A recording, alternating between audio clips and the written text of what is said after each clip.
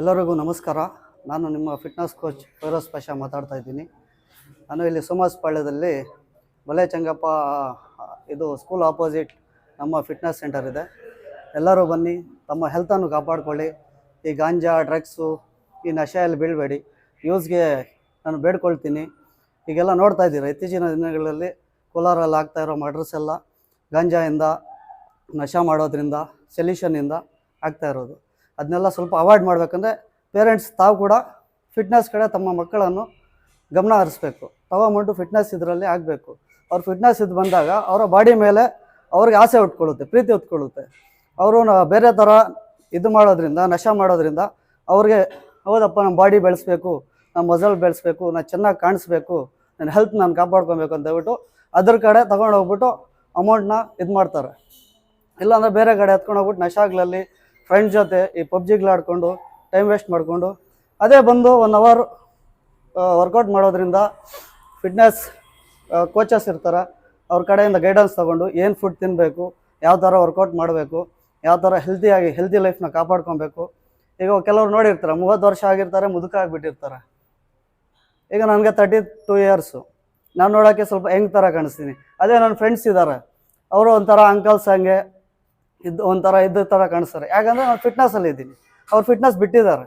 ಬೇರೆ ಥರ ನಶೆಗಳಲ್ಲಿ, ಬೇರೆ ಥರ ಇದರಲ್ಲಿ ಸೊಂಟ ನೋವು ಅದು ಇದು ಅಂತ ಹಾಸ್ಪಿಟ್ಲ್ಗಳೆಲ್ಲ ಓಡಾಡ್ತಾ ಇದ್ದಾರೆ. ನಮ್ಗೆ ಯಾವಾಗ ನಮ್ಮ ಹೆಲ್ತ್ ಬಗ್ಗೆ ಇದಾಗುತ್ತೆ ಗೊತ್ತಾ? ನಾವು ಒಂದ್ಸಲಿ ಹೋಗ್ಬಿಟ್ಟು ICU ಮಲಗಿದಾಗ ಅದು ನಮ್ಮ ಪ್ರಾಣದ ವ್ಯಾಲ್ಯೂ ಗೊತ್ತಾಗುತ್ತೆ. ಆವಾಗ ನಮಗೆ ನೆನಪಾಗುತ್ತೆ ಏನು ಅಂತ ಹೇಳ್ಬಿಟ್ಟು ನಾನು ನಾಳೆಯಿಂದ ಜಿಮ್ಗೆ ಹೋಗ್ಬೇಕು. ಅಲ್ಲಿವರೆಗೂ ಜಿಮ್ ಜ್ಞಾಪಕ ಬರೋಲ್ಲ, ಫಿಟ್ನೆಸ್ ಜ್ಞಾಪಕ ಬರೋಲ್ಲ. ಅಲ್ಲಿ ಹೋಗ್ಬಿಟ್ಟು ಹಾಸ್ಪಿಟ್ಲಲ್ಲಿ ಖರ್ಚು ಮಾಡ್ತಾಯಿದ್ರೆ ಒಂದು ಸಲ ICU ಮಲಗಿ ಎದ್ದೇಳಿದ್ರೆ ಅವಾಗ ಅವ್ರ ಹೆಲ್ತ್ ಬಗ್ಗೆ ಗೊತ್ತಾಗುತ್ತೆ. ಅದನ್ನು ನೀವು ಏನು ಮಾಡಬೇಕಂದ್ರೆ ನಿಮ್ಮ ಫಿಟ್ನೆಸ್ 1 ಅವರ್ ಎತ್ತಿಡ್ಬೇಕು. ನೀವು ಯಾವ ಇದಕ್ಕೆ ಕೆಲಸಕ್ಕೆ ಸಮಯವನ್ನು ಎತ್ತಿಡ್ತೀರೋ ಅದೇ ಥರ ಡೈಲಿ 1 ಅವರ್ ಫಿಟ್ನೆಸ್ಗಾಗೇನೆ 1 ಅವರ್ ಎತ್ತಿಡ್ಬೇಕು. ನೀವು ನಿಮ್ಮ ಹೆಲ್ತನ್ನು ಕಾಪಾಡ್ಕೊಬೇಕು, ನಿಮ್ಮ ಲೈಫ್ ಸ್ಟೈಲನ್ನು ಫಿಟ್ನೆಸ್ ಆಗಿ ಮಾಡ್ಕೊಬೇಕು. ನಮ್ಮಲ್ಲಿ ಎಲ್ಲ ಥರದ ಟ್ರೈನಿಂಗ್ ಇದೆ. ನಮ್ಮಲ್ಲಿ ರೋಪ್ ಟ್ರೈನಿಂಗ್ ಇದೆ, ಮತ್ತು ಟೈರ್ಸ್ ಟ್ರೈನಿಂಗ್ ಇದೆ, ಮತ್ತು ಫಿಟ್ನೆಸ್ ವೆಯ್ಟ್ ಟ್ರೈನಿಂಗ್ ಇದೆ, ಕಾರ್ಡಿಯೋ ಸೆಕ್ಷನ್ ಇದೆ, ಥ್ರೆಡ್ಮಿಲ್, ಕ್ರಶ್ ಟ್ರೈನರ್, ಸೈಕ್ಲಿಂಗ್ ಎಲ್ಲ ಥರದ್ದು ಇದು ಆದ ನಾವು ಟ್ರೈನಿಂಗ್ ಅವೈಲೇಬಲ್ ಇದೆ. ಬನ್ನಿ, ಒಂದ್ಸಲಿ ವಿಸಿಟ್ ಮಾಡಿ, ನೋಡಿ ನಮ್ಮ ಜಿಮ್ಮನ್ನು, ನಮ್ಮ ಟ್ರೈನಿಂಗನ್ನು ನೋಡಿ. ನಾವು ಫ್ರೀಯಾಗಿ ಒಂದು 15 ಡೇಸ್ ಟ್ರೈನ್ ಮಾಡ್ತೀವಿ. ಬಂದು ನೋಡಿ, ಅದನ್ನು ನಿಮ್ಗೆ ಸ್ಯಾಟಿಸ್ಫ್ಯಾಕ್ಷನ್ ಆದರೆ ನೀವು ಅದನ್ನ ಫಿಟ್ನೆಸ್ಸನ್ನು ನಿಮ್ಮ ಲೈಫಲ್ಲಿ ಅಳವಡಿಸ್ಕೊಳ್ಳಿ. ನಿಮ್ಮ ಹೆಲ್ತ್ ನಿಮಗೆ ಗೊತ್ತಾಗುತ್ತೆ. ಒಂದು 15 ಡೇಸ್ ಮಾಡಿದ ಮೇಲೆ ನಿಮ್ಮ ಹೆಲ್ತ್ ಹೆಂಗಿರುತ್ತೆ ಅಂತ ಹೇಳ್ಬಿಟ್ಟು ನಿಮ್ಗೆ ಗೊತ್ತಾಗುತ್ತೆ. ನಮ್ಮ ಜಿಮ್ ಟೈಮಿಂಗ್ಸ್ ಬಂದ್ಬಿಟ್ಟು ಬೆಳಗ್ಗೆ ಮಾರ್ನಿಂಗ್ 5:30 12 o'clockವರೆಗೂ ಇರುತ್ತೆ, ಆಫ್ಟರ್ನೂನು. ಮತ್ತು ಈವ್ನಿಂಗ್ 4 o'clockನಿಂದ ನೈಟ್ 11 o'clockವರೆಗೂ ಓಪನ್ ಇರುತ್ತೆ. ನಿಮಗೆ ಎಲ್ಲ ವಿಧವಾದ ನಾನು ಫಿಟ್ನೆಸ್ ಗೈಡೆನ್ಸನ್ನು ನಾನು ಕೊಡೋದಕ್ಕೆ ರೆಡಿ ಇದ್ದೀನಿ. ನಮ್ಮ ಮುಳುಬಾಗಿಲಲ್ಲಿ ಯೂತ್ಸನ್ನು ನಾನು ಫಿಟ್ನೆಸ್ ಇದು ಮಾಡಬೇಕಂತ ಹೇಳ್ಬಿಟ್ಟು, ಫಿಟ್ಟಾಗಿ ಇಡಬೇಕಂತ ಹೇಳ್ಬಿಟ್ಟು ನಾನು ಎಲ್ಲ ಥರವಾದ ಪ್ರಯತ್ನಗಳು ಮಾಡ್ತಾಯಿದ್ದೀನಿ. ನೀವು ನನ್ನ ಜೊತೆ ಕೈ ಜೋಡಿಸಿ.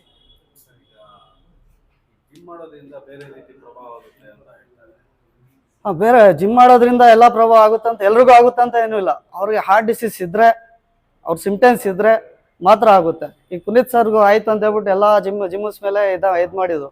ನಾವು 10-11 ಇಯರ್ಸಿಂದ ಮಾಡ್ತಾಯಿದ್ದೀವಿ, ನಮ್ಗೆ ಯಾವುದೇ ಥರದ ಇದಿಲ್ಲ. ಓಕೆನಾ? ಅದು ಯಾವ ಥರ ಮಾಡ್ಬೇಕಂತ ಫಿಟ್ನೆಸ್ ಬರ್ತಾನೆ, ಫಿಟ್ನೆಸ್ ಕೋಚ್ನ ಕೇಳಬೇಕು, ಯಾವ ಥರ ಮಾಡಬೇಕು, ಏನು ವರ್ಕೌಟ್ಸ್ ಯಾವ ಥರ ಮಾಡಬೇಕು, ನಾವು ಹಾರ್ಟ್ ಬೀಟ್ ಕಂಟ್ರೋಲ್ನ ಯಾವ ಥರ ಇಟ್ಕೊಬೇಕು, ಆಯಾಸ ಆದಾಗ ಏನು ಮಾಡಬೇಕು, ಎಷ್ಟು ಟೈಮಿಂಗ್ ರೆಸ್ಟ್ ತೊಗೊಬೇಕು, ಯಾವ ಥರ ನಾವು ಥ್ರೆಡ್ಮಿಲ್ ಬರ್ತಾರೆ ಕೆಲವೊಬ್ರು ಥ್ರೆಡ್ಮಿಲ್ ರನ್ನಿಂಗ್ ಇಟ್ಬಿಟ್ಟು ಓಡ್ತಾರೆ. ಆಗ ಏನಾಗುತ್ತೆ ಅಂದರೆ ನಾವು ಆಕ್ಸಿಜನ್ ಲೆವೆಲ್ ಜಾಸ್ತಿ ಕೇಳುತ್ತೆ. ನಾವು ಓಡಿದಾಗ ನಮ್ಮ ಬಾಡಿ ಆಕ್ಸಿಜನ್ ಹಾರ್ಟಲ್ಲಿ ಆಕ್ಸಿಜನ್ ಲೆವೆಲ್ ಜಾಸ್ತಿ ಕೇಳುತ್ತೆ. ಅವಾಗ ಏನಾಯ್ತು ಅಂದರೆ ಹಾರ್ಟ್ ಬೀಟ್ ಜಾಸ್ತಿ ಆಯಿತು ಅಂದರೆ ಕಾರ್ಡಿಯೋ ಅರೆಸ್ಟ್ ಆಗುತ್ತೆ. ಆದ್ದರಿಂದ ಬರ್ತಾನೆ ವಾರ್ಮಪ್ ಮಾಡಬೇಕು, ನಮ್ಮ ಬಾಡಿನ ನಾವು ರೆಡಿ ಮಾಡಬೇಕು ಯುದ್ಧಕ್ಕೆ. ನಾನೀಗ ಯುದ್ಧಕ್ಕೆ ರೆಡಿ ಆಗ್ತಾ ಇದ್ದೀನಿ, ನೀನು ಹಾರ್ಟ್ ರೆಡಿ ಆಗು ಅಂತ ಹೇಳ್ಬಿಟ್ಟು ಹಾರ್ಟಿಗೆ ಒಂದು ಸಿಗ್ನಲ್ ಕಳಿಸ್ಬೇಕು. ಸಿಗ್ನಲ್ ಯಾವ ಥರ ಕಳಿಸ್ಬೇಕು? ವಾರ್ಮಪ್ಪಲ್ಲಿ ಕಳಿಸ್ಬೇಕು. ವಾರ್ಮಪ್ಪಲ್ಲಿ ಕಳಿಸಾಗ ಹಾರ್ಟ್ ಅದನ್ನಷ್ಟಾನೆ ಸ್ವಲ್ಪ ಹಾರ್ಟ್ ಬೀಟ್ ಇನ್ಕ್ರೀಸ್ ಮಾಡ್ಕೊಂಡು ಆಕ್ಸಿಜನ್ ಲೆವೆಲ್ ಇನ್ಕ್ರೀಸ್ ಮಾಡ್ಕೊಳ್ಳುತ್ತೆ. ಬಾಡಿಗೆ ಎಷ್ಟು ಬೇಕು ಅದನ್ನ ಪ್ರೊಡ್ಯೂಸ್ ಮಾಡೋಕ್ಕೆ ಸ್ಟಾರ್ಟ್ ಮಾಡುತ್ತೆ. ಆಗ ನಮ್ಮ ಹಾರ್ಟ್ ರೆಡಿ ಇರುತ್ತೆ. ನಮ್ಮ ಹಾರ್ಟ್ ರೆಡಿನೇ ಇರೋಲ್ಲ, ಅವಾಗ ಹೋಗ್ಬಿಟ್ಟು ಥ್ರೆಡ್ಮಿಲ್ಲಲ್ಲಿ ಹೆಂಗೆ ಅಂದರೆ ಹಂಗೆ ಓಡೋದು, ಟ್ರೈನರ್ ಗೈಡೆನ್ಸ್ ಇಲ್ಲದೆ ಈ ಥರ ಮಾಡೋದ್ರಿಂದ ಹಾರ್ಟ್ ಅಟ್ಯಾಕ್ ಆಗೋ ಚಾನ್ಸಸ್ ಇರುತ್ತೆ.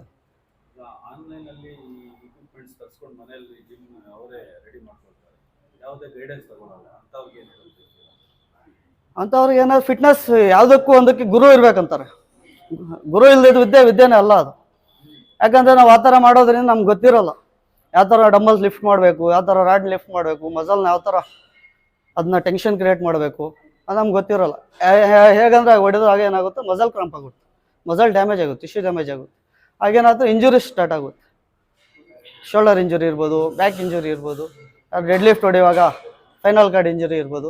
ಆ ಥರ ನೀವು ಜಿಮ್ಗೆ ಹೋಗಿ ಒಳ್ಳೆ ಕೋಚರ್ನ, ಜಿಮ್ಗೆ ಹೋಗಿ ಅಂತ ಅಲ್ಲ, ನಿಮ್ಮ ಹತ್ರ ಯಾರು ಒಳ್ಳೆ ಸಜೆಷನ್ ಕೋಚರ್ ಇದ್ದರೆ ಅವ್ರ ಹತ್ರ ಕೋಚಿಂಗ್ ತೊಗೊಂಡು ಮಾಡಿ. ನಿಮ್ಮಷ್ಟು ನೀವು ಎಲ್ಲ ಪ್ರಯತ್ನ ಮಾಡೋಕ್ಕೆ ಹೋಗಬೇಡಿ ದಯವಿಟ್ಟು. ಯಾಕಂದರೆ ಇಂಜುರೀಸ್ ಜಾಸ್ತಿ ಆಗುತ್ತೆ, ಅದೆಲ್ಲ ಗೈಡೆನ್ಸಿಂದನೇ ಮಾಡಬೇಕಾಗುತ್ತೆ. ಫುಡ್ ಯಾವ ಥರ ತೊಗೊಬೇಕು, ಏನು ಜಂಕ್ ಫುಡ್ ನಾವು ಅವಾಯ್ಡ್ ಮಾಡಬೇಕು, ಚೀಟ್ ಮೀಲ್ ಮಾಡಬಾರ್ದು, ಡಯಟಲ್ಲಿ ಇರಬೇಕು, ಈ ಥರ ಎಲ್ಲ ಇದು ಮಾಡುತ್ತೆ.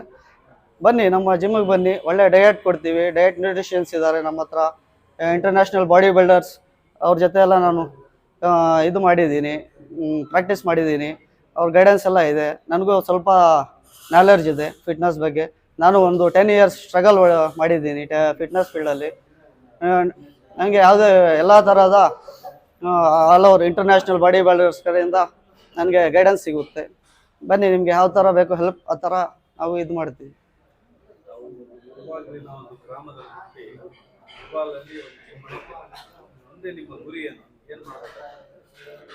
ನನ್ನ ಗುರಿ ಬಂದ್ಬಿಟ್ಟು ಇದು ಇಂಟರ್ನ್ಯಾಷನಲ್ ಬಾಡಿ ಬಿಲ್ಡರ್ ಆಗಬೇಕಂತಾನೆ. ಈಗ ಸದ್ಯಕ್ಕೆ ನನ್ನ ಪರಿಸ್ಥಿತಿಗಳಿಂದ ನಾನು ಸ್ವಲ್ಪ ದೂರ ಉಳಿದಿದ್ದೇನೆ. ಅದೇ ಮುಂದಿನ ದಿನಗಳಲ್ಲಿ ನಾನು ಅದನ್ನು ಪೂರ್ಣಗೊಳಿಸಲು ಸಕಲ ಸಿದ್ಧತೆಗಳು ನಡೆಸ್ತಾ ಇದ್ದೇನೆ. ಅದ್ರ ಜೊತೆ ನನ್ನ ಫ್ರೆಂಡ್ ಸರ್ಕಲ್, ನನ್ನ ಮುಳಬಾಗಿಲಿನ ಯುವ ಜನತೆಯನ್ನು ನಾನು ಫಿಟ್ನೆಸ್ ಫೀಲ್ಡ್ ಕಡೆ, ಈ ಬೇರೆ ಚಟುವಟಿಕೆಗಳು, ಗಾಂಜಾ, ಡ್ರಗ್ಸ್ ಆ ಕಡೆಯಿಂದ ಸ್ವಲ್ಪ ಯುವಕರನ್ನು ಅವಾಯ್ಡ್ ಮಾಡಬೇಕಂತ ಹೇಳ್ಬಿಟ್ಟು ನಾನು ಈ ಫಿಟ್ನೆಸ್ ಫೀಲ್ಡ್ನ ನಾನು ಜಿಮ್ ಪ್ರಾರಂಭಿಸಿದೆ. ನಮ್ಮ ಬ್ರದರ್ ಅನ್ನೋರು ಆರಿಫ್ ಪಾಷಾ ಇದ್ದಾರೆ.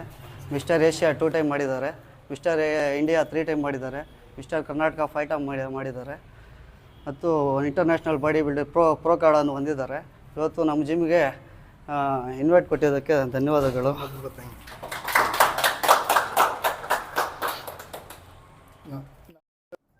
ಸಬ್ಕು ಸಲಾಮ್ ಅಲೈಕುಮ್, ಎಲ್ಲರಿಗೆ ನಮಸ್ಕಾರ. ನಮ್ಮ ಬ್ರದರ್ ಮುಳಬಾಗಿಲಿಂದ ಫೈರೋಸ್ ಪಾಷಾ SR ಫಿಟ್ನೆಸ್ಸಿಂದ ಏನು ಪರ್ಸನಲ್ ಟ್ರೈನಿಂಗ್, ಗೈಡೆನ್ಸ್ ಏನು ಬೇಕಾದರೂ ಅವ್ರಿಗೆ ಬಂದು ಕೇಳಿ ಟ್ರೈನಿಂಗ್ ಮಾಡ್ತಾರೆ ಫಾರ್ ಟ್ರಾನ್ಸ್ಫಾರ್ಮೇಷನ್ ಚಾಲೆಂಜ್. ಗೈಡೆನ್ಸ್ ನಮ್ಮದು ಕೂಡ ಇದೆ ನಮ್ಮ ಬ್ರದರ್ಗೆ. Thank you everyone.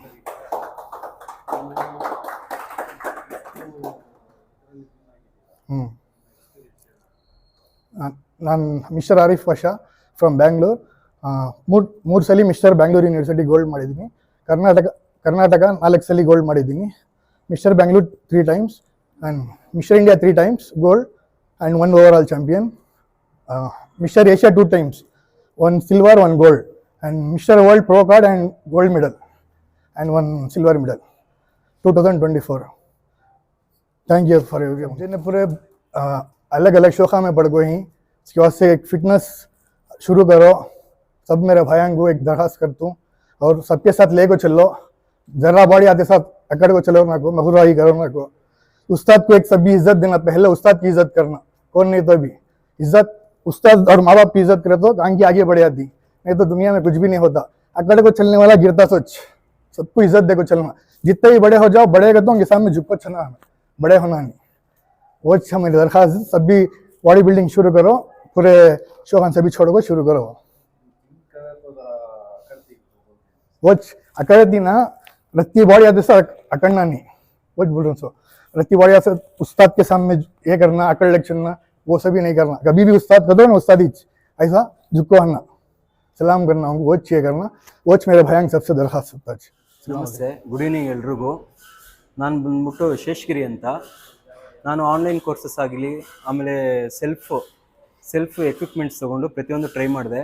ಬಟ್ ಯಾವುದು ಫಿಟ್ನೆಸ್ ಆಗಿ ನನಗೆ ಯಾವುದು ವರ್ಕೌಟ್ ಆಗಲಿಲ್ಲ. ಒಂದು ಪ್ರಾಪರ್ ಡಯಟ್ ಪ್ಲ್ಯಾನ್ ಗೊತ್ತಿರಲಿಲ್ಲ. ಆಲ್ಮೋಸ್ಟ್ 1 year ನಾನು ಮಾಡ್ತಾನೆ ಇದ್ದೀನಿ, ಬಟ್ ಏನೂ ರಿಸಲ್ಟ್ಸ್ ಇಲ್ಲ. ಬಟ್ ಆದರೆ ಒಂದು ಆನ್ಲೈನ್ ಫ್ರೆಂಡಿಂದ, ಇಲ್ಲಾಂದರೆ ಪಕ್ಕದ ಮನೆಯವರಿಂದ ನಾನು ಫೈರೋಸ್ ಪಾಷಾ ಸೋಮೇಶ್ ಪಾಳ್ಯ ಎದುರುಗಡೆ ಇರೋ ಬಳೆಚಂಗಪ್ಪ ಸ್ಕೂಲ್ ಎದುರುಗಡೆ ಇರೋ ಜಿಮ್ಮಲ್ಲಿ ಅವರ ಅನುಭವಗಳನ್ನ, ಆಮೇಲೆ ಅವರ ಒಂದು ಡಿಸಿಪ್ಲಿನ್ನ ನಾನು ತಿಳ್ಕೊಂಡು ಸರಿ ಆಯಿತು ಅಂತ ಹೇಳ್ಬಿಟ್ಟು ಇಲ್ಲಿಗೆ ಬಂದು ನಾನು ಜಾಯ್ನ್ ಆದಾಗ ಫಸ್ಟ್ 10 days ನನಗೆ ಅಷ್ಟು ಸ್ಟ್ರೆಸ್ ಕೊಡಲಿಲ್ಲ, ನನ್ನ ಮಸಲ್ಗೆ ಟೆನ್ಷನ್ ಕೊಡಲಿಲ್ಲ. ನಾರ್ಮಲ್ ಆಗಿ ಪ್ರತಿಯೊಂದನ್ನು ನಡೆಸ್ಕೊಟ್ರು. ಆಮೇಲೆ ನನಗೆ ಫಸ್ಟ್ ಆಫ್ ಆಲ್ ಒಂದು ಫೋಕಸ್ ಅಂದರೆ ಏನು, ಒಂದು ಡಿಸಿಪ್ಲಿನ್ ಅಂದರೆ ಏನು, ಫುಡ್ ಅಂದರೆ ಹೇಗಿರಬೇಕು, ಒಂದು ಪ್ರಾಪರ್ ಡಯಟ್ ಪ್ಲಾನ್ ಹೇಗಿರಬೇಕು, ಪ್ರತಿಯೊಂದು ನಮಗೆ ಇನ್ ಪರ್ಸನ್ ಹತ್ರದಿಂದ ಆ್ಯಸ್ ಎ ಓನ್ ಬ್ರದರ್ ಆಗಿ ನಮ್ಮನ್ನು ಟ್ರೀಟ್ ಮಾಡಿದ್ರು. ಆ ಒಂದು ಫೋಕಸ್ನೆಸ್ ಏನಿದೆ ಅವ್ರಿಗೆ ಯೂತ್ಸ್ ಮೇಲೆ ಪ್ರಭಾವ ತುಂಬ ಬೀರುತ್ತೆ.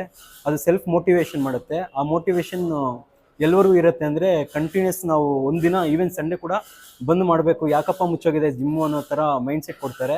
ಆ ಒಂದು ಡಿಸಿಪ್ಲಿನ್ ಆಗಲಿ, ಆ ಒಂದು ಫೋಕಸ್ ಆಗಿ ಬರಬೇಕು ಅಂದರೆ ನಮ್ಗೆ ಯಾವತ್ತೂ ನಾವು ಸೆಲ್ಫಾಗಿ ನಾವು ಇರಬಾರ್ದು. ನಮ್ಮ ಹಿಂದೆ ನಮ್ಗೆ ಎಷ್ಟೇ ನಾಲೆಜ್ ಇದ್ರೂ ನಮ್ಗೆ ಎಷ್ಟೇ ನಾಲೆಜ್ ಇದ್ರೂ ಮುಂದೆ ಒಂದು ಗುರು ಇರಬೇಕು, ಅವ್ರ ಹಿಂದೆ ನಾವಿರಬೇಕು, ಅವ್ರ ಮಾತು ನಾವು ಕೇಳಬೇಕು. ಆವಾಗೇ ಪ್ರತಿಯೊಂದು ಯಾವುದೇ ಫೀಲ್ಡ್ ಆಗಿರಲಿ ನಾವು ಅದನ್ನು ಸಕ್ಸಸ್ ಮಾಡೋಕ್ಕೆ ಸಾಧ್ಯ ಆಗಿರುತ್ತೆ. Thank you very much mister Firoz Pasha ಅವರೇ. ಆ್ಯಸ್ ಮೈ ಓನ್ ಬ್ರದರ್ ಇವರು ತುಂಬ ಕೋಚ್ ಮಾಡ್ತಾರೆ, ಸೆಲ್ಫ್ ಮೋಟಿವೇಟ್ ಮಾಡ್ತಾರೆ. ದಯವಿಟ್ಟು ಮುಳ್ಬಾಗಿಲು ಯುವಜನತೆ ಪ್ರತಿಯೊಬ್ಬರು ಬಂದ್ಬಿಟ್ಟು ಈ ಜಿಮ್ಮಲ್ಲಿ ಜಾಯ್ನ್ ಆಗಿ. ನನ್ನ ಇಂದ ನಾನು ಹೇಳ್ತಾ ಇದ್ದೀನಿ, ನಾನು ಬಂದ್ಬಿಟ್ಟು 1 ಮಂತಿಂದ ಟ್ರೈನ್ ಮಾಡ್ತಾ ಇದ್ದೀನಿ. ಆಲ್ಮೋಸ್ಟ್ ಸೆಲ್ಫ್ ಸ್ಟ್ರೆಂತು ತುಂಬ ಆಗಿದೆ. ಫೋಕಸ್ಡ್ ಆಗಿ ಡಿಸಿಪ್ಲಿನ್ ಆಗಿ ಕರೆಕ್ಟಾಗಿದ್ದೀನಿ. Thank you very much. ನಾನು ಜಿಮ್ಗೆ ಜಾಯ್ನ್ ಆಗಿ 2 ಮಂತ್ಸ್ ಆಗ್ತದೆ. 2 ಮಂತ್ಸಿಂದ ಒಳ್ಳೆ ಎಫರ್ಟ್ಸ್ ಆಗ್ತಿದ್ದೀನಿ. ಫೈರೋಜ್ ಭಾಯ್ ಅವರು ಒಳ್ಳೆ ಕೋಚಿಂಗ್ ಕೊಡ್ತಿದ್ದಾರೆ, ಹಾಗೂ ಹೊಸ ಡಯಟ್ ಪ್ಲಾನ್ ಆಗಿ ಕೊಟ್ಟಿದ್ದಾರೆ. ಅದೇ ಟೈಪ್ ಫಾಲೋ ಹೋಗ್ತಿದ್ದೀನಿ. ಒಳ್ಳೆ ರಿಸಲ್ಟ್ಸು ಕಾಣಿಸ್ತಿದೆ, ಸ್ಟ್ರೆಂತ್ ಎಲ್ಲ ಇಂಪ್ರೂವ್ ಆಗಿದೆ. ನೀವು ಸಹ ಒಳ್ಳೆ ಇಂಪ್ರೂವ್ಮೆಂಟ್ಸ್ ಮತ್ತು ಸ್ಟ್ರೆಂತ್ ಎಲ್ಲ ಫಿಟ್ನೆಸ್ ಬಗ್ಗೆ ಐಡಿಯಾ ಇದ್ದರೆ ಬಂದು ಜಿಮ್ಗೆ ಜಾಯ್ನ್ ಆಗಿ. ಓಕೆ, ಫಿಟ್ನೆಸ್ ಅನ್ನೋದು ಎಲ್ಲರಿಗೂ ತುಂಬ ಇಂಪಾರ್ಟೆಂಟ್ ಆಗುತ್ತೆ. ಈಗ ಆದಷ್ಟು ಜನ ಅವ್ರ ಲೈಫ್ ಸ್ಟೈಲ್ ಕಂಟ್ರೋಲ್ ಇಲ್ದಿರ ತುಂಬ ಡಿಸೀಸಸ್ ಬರ್ತಿದ್ದಾವೆ, ಲೈಕ್ ಹೈಪರ್ ಟೆನ್ಷನ್, ಡಯಾಬಿಟೀಸ್ ಯಾವುದೇ ಆಗಲಿ ಅರ್ಲಿ ಏಜಸ್ಸಿಂದನೇ ಸ್ಟಾರ್ಟ್ ಆಗ್ತಿದೆ. ಬಿಕಾಸ್ ಆಫ್ ಪ್ರಾಪರ್ ಡಯಟ್ ಇಲ್ದಿರೋ ಕಾರಣ, ಹಾಗೆ ಪ್ರಾಪರ್ ಫುಡ್ ತೊಗೊಳ್ತಿರಲ್ಲ, ಸೆಡೆಂಟ್ರಿ ಲೈಫ್ ಸ್ಟೈಲು. ತುಂಬ ಜನ 9 to 4 ಜಾಬ್ಸ್ ಮಾಡಿ ಹೆಲ್ತ್ ಆ್ಯಂಡ್ ಫಿಟ್ನೆಸ್ ಬಗ್ಗೆ ಇಂಟ್ರೆಸ್ಟ್ ತೋರಿಸ್ತಿಲ್ಲ. ಅದೇ ಫಿಟ್ನೆಸ್ ಬಗ್ಗೆ ಇಂಟ್ರೆಸ್ಟ್ ತೋರಿಸಿದ್ರೆ ಲೈಫ್ ಸ್ಟೈಲ್ ಚೇಂಜ್ ಮಾಡ್ಕೊಂಡ್ರೆ ಇದನ್ನೆಲ್ಲ ಅವಾಯ್ಡ್ ಮಾಡ್ಬೋದು. ಮುಂದೆ ಆಫ್ಟರ್ 35-40 ಇಯರ್ಸ್ ಶುಗರ್, ಡಯಾಬಿಟೀಸ್ ಅಂತ ಹಾಸ್ಪಿಟಲ್ಗೆ ಓಡಾಡೋ ಬದಲು ಅರ್ಲಿ ಸ್ಟೇಜಿಂದ ಫಿಟ್ನೆಸ್ ಬಗ್ಗೆ ಇಂಟ್ರೆಸ್ಟ್ ಕೊಡಿ. ಹಾಸ್ಪಿಟ್ಲಿಗೆ ಖರ್ಚು ಮಾಡೋ ದುಡ್ಡು ಲೈಫ್ ಸ್ಟೈಲ್ ಬಗ್ಗೆ ಇನ್ವೆಸ್ಟ್ ಮಾಡಿ ಒಳ್ಳೆ ಫಿಟ್ನೆಸ್ಗೆ ಇಂಪ್ರೂವ್ಮೆಂಟ್ ಕೊಡಿ.